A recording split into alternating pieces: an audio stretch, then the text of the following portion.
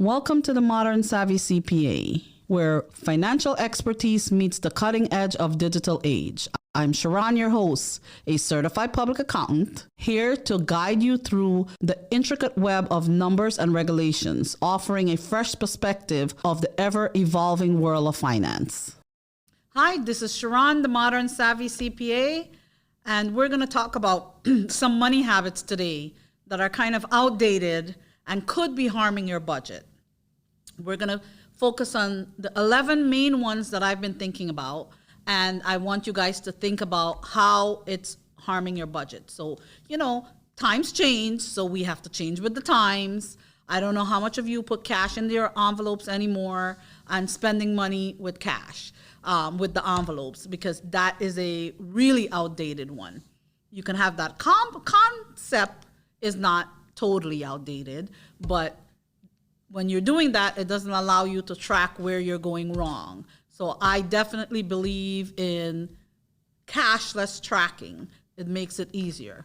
So as times change, we have to change with the time. We have to make sure that, the thrifty tips and habits that we've had are not becoming outdated. They're not something that we are, we should be, we need to be looking at things as times go by and how we need to revamp our budgeting, revamp our financial outlook, and the things that we thought would work doesn't work anymore for the current lifestyle. And that works with everything. It's something that goes with money, it goes with kids, it goes with even our cooking, the way we cook, the way we drive, so many things. So we always have to be working with what's happening in today's society and working within our realm that's valid for what's happening today. With AI and technology, and because of COVID, technology has become a huge part of our society, whether you want it to be or not. And if you're not keeping up with technology in some way, shape, or form, then you're kind of outdating yourself and probably not maximizing your time, your money, your habits, all the things that you need to be looking at when it comes to living a well life. So the first thing that I'm gonna list 11 things that I think. So the first one is gonna be cash versus credit. Frankly, like I just said, I think that this is an outdated system. No one, not me, not my kids, my husband sometimes has cash in his wallet. But for the most part, everywhere I go, more so in the last 3 years, nobody has cash. They don't even have $10 or $5. Usually, maybe pre-COVID, people will have like an emergency $10 or an emergency $20 in their wallet. Well, I'm telling you today, they don't have it. For example, we had a wine tasting event last year, and we were auctioning off bottles of wine for a charity. And it was just $10. The wonderful woman who did the wine tasting donated the wine, and we had a dozen bottles to auction off, and no one had $10. They wanted the wine, but they didn't have the $10 to put for the raffle. You don't have $10? No, the woman should have had Zelle, she should have had Cash App, she should have had Venmo, all these different things, because any of these women at the wine tasting would have gladly Venmo'd her $10, Zelle her $10, Cash App her $10, or even done it with a credit card, but they did not have $10 in their wallet.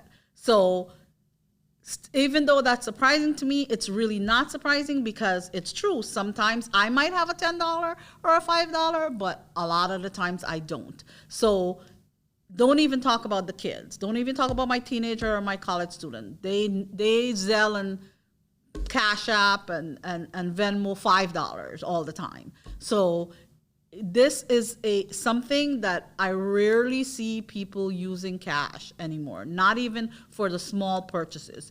Usually it would be something that's used, but so I'll have to say cash for everything is as old as the credit cards.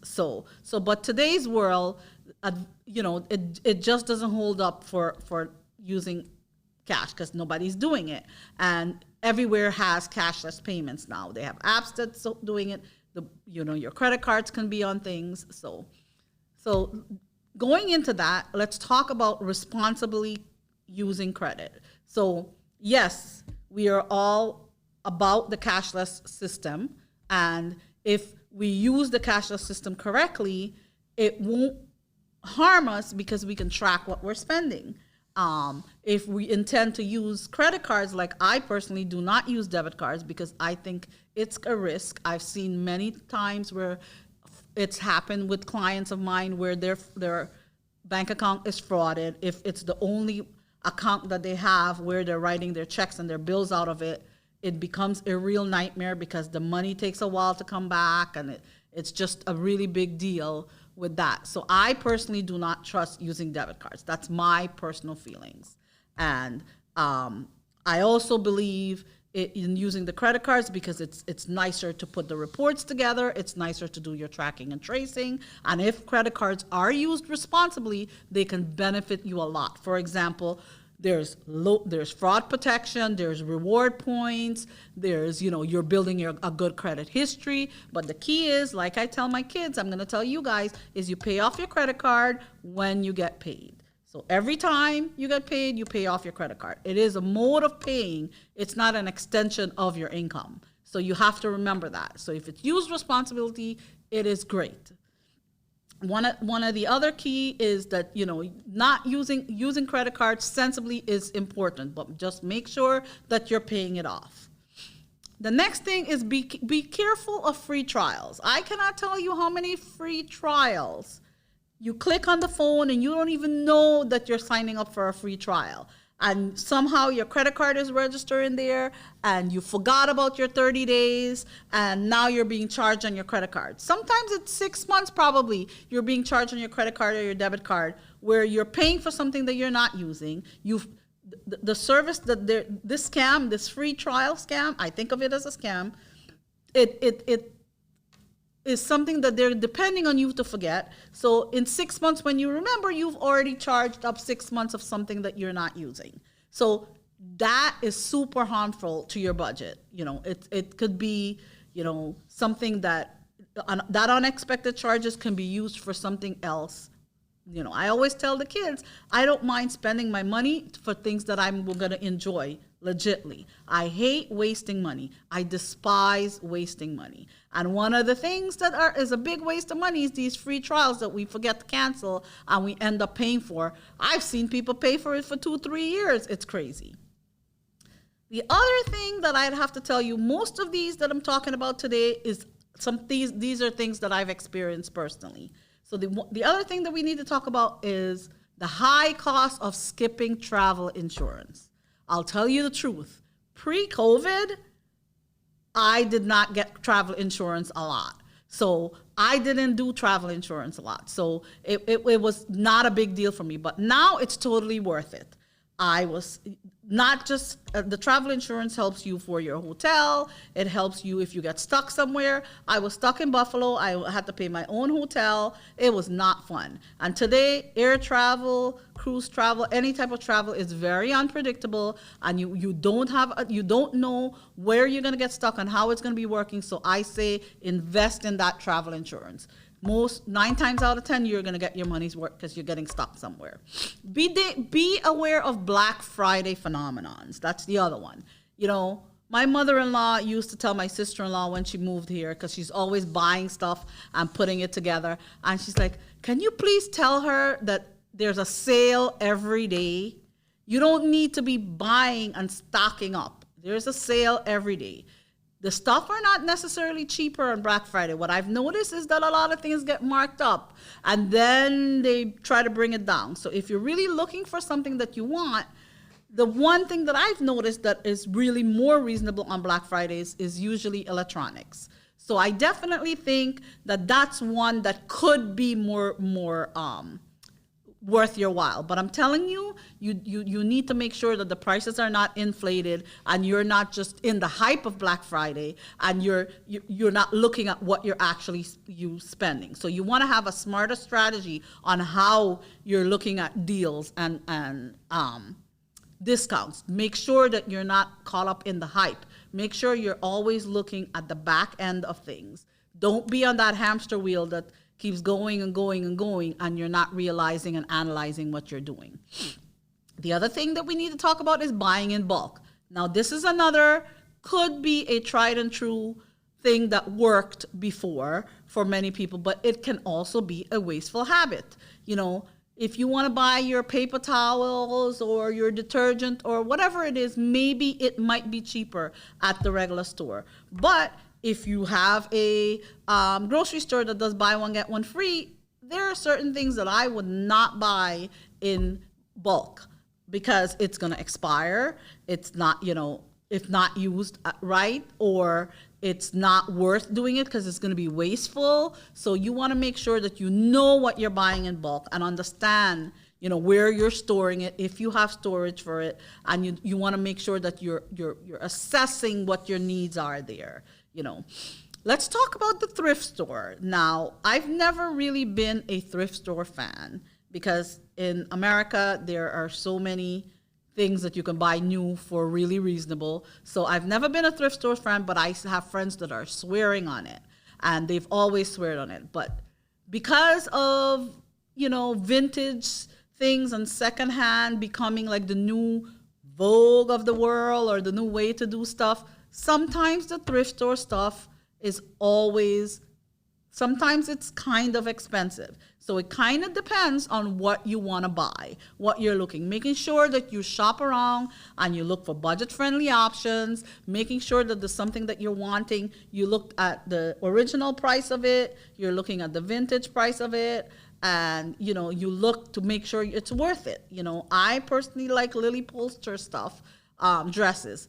When Lily has her sale, she has awesome deals. So I can get brand new dresses for a very reasonable price. Whereas maybe if I go on a secondhand website, they're not necessarily cheaper than when it comes on sale. So you need to make sure that you're looking at that. And also you need to make sure what things are saying that they're vintage. Are they really vintage? So you don't want to get robbed or fooled on being penny wise and pound foolish in that type of situation. You want to also make sure that you understand what couponing is. You know, if you're buying something, if you're looking for a coupon for something that you buy, today it's easier. I'll tell you the truth about me with the couponing. I always used to cut the coupons and forget them at home. So when they made coupons digital, and having coupon codes online, it's like the best thing since sliced bread, because I don't have to have it or remember where it is or have a piece of paper. So it's been the best thing. But don't buy, and I'm telling you, I have to rethink these all the time. Don't be buying something because it's on sale or you have a coupon for it and you have no use for it. Make sure that you're not buying things unnecessarily because it's such a super discount. So, you know, you make sure you're looking at that. You know, don't be misled by sales. Make sure that you understand what you're doing when it comes to the sale. Don't buy things that you don't need just because it's on sale. Just the same with the coupon. Make sure, you know, if something is not a bargain, it's not a bargain. You know, don't. It's not going to be a bargain if it's going to be stuck in your house, you know. So don't get into that spending trap. That's one of these old things that we used to think about, that bargain hunting and all these things. You know, that's totally outdated. You know, why shouldn't you always go for a store brand? So if you're a thrifty person, then you want to make sure that you are not always be a cheap person, because there's a difference between being thrifty and being cheap. So the cheapest is not always better, and the most expensive, not because it's an expensive brand, it's good. You want to shop. You want to make sure you understand the nutritional value. You want to make sure if it's food that you're thinking about what you're eating, you know, you want to make sure that it's the best thing for you. You know, the flavor content. You want to understand what it is that you're putting into your body, or what you're putting on your clothes, or, you know, the different things. So not always the store brand is the best, but sometimes it is. So you need to do your research on that. You need to be aware of hidden pitfalls when it comes to DIY repairs. Now, this is one that you also need to do your research for. When is it the right time to hire a professional? When is it the right time for you to do something yourself? When is it, the right time for you to fix something yourself or to hire a professional? It would depend on what your skills are, what your skill sets are. If you're good with electronics, maybe you should be doing something with electronics. If you understand plumbing, maybe you should be doing something like that. If you're just sitting on your couch doing nothing and you can YouTube something, try that instead of spending the money on it. So, if you're a very busy person and you're working all the time and you're spending time with the kids, maybe it might be better for you to hire a professional. So you need to evaluate your time, make sure that, we always say, okay, if we're working, this is how much we're gonna make, so it's better to hire a professional. But are you gonna be working instead of hiring that professional? So you want to make sure that, yes, it is convenient for you, but if it's something that you can try on your own, or it's something that you're interested in looking at, or the kids are interested in looking at, have them help you out in the household. Don't overlook the cost of convenience. Now, this is a big thing. This is a big thing when it comes to the apps that deliver stuff. I've noticed that after COVID, we've been starting to go out a little bit more, and I've noticed that some of the menus on the food apps are written up, the prices are written up for the food, plus there's a convenience fee, plus there's a membership, plus there's a tip, plus there's everything else. Even my college student said to me, "Mom, I don't buy food and have it delivered because it's too expensive." So at least he's thinking about how he's spending his mother's money. So you need to be careful, because that might be convenient, but can you go pick up that stuff? If stuff is pre-packed, it might be convenient, but it's more expensive for them to pack it. So you need to think about that. So these are just a few of the ideas of things that have been thought about as cheaper for us to do, or more thrifty for us to do, but we should be definitely looking into reevaluating what we're doing when it comes to our finance and our money all the time, to make sure that we're keeping up with the times and we're efficiently using the information and the tools that we have out there. Thank you. Thank you so much for tuning in. As always, feel free to give me a follow to get updated on new and upcoming episodes, and listen in every Tuesday and Thursday, where I teach you smart money habits so you can make better money choices with a financial goal focus.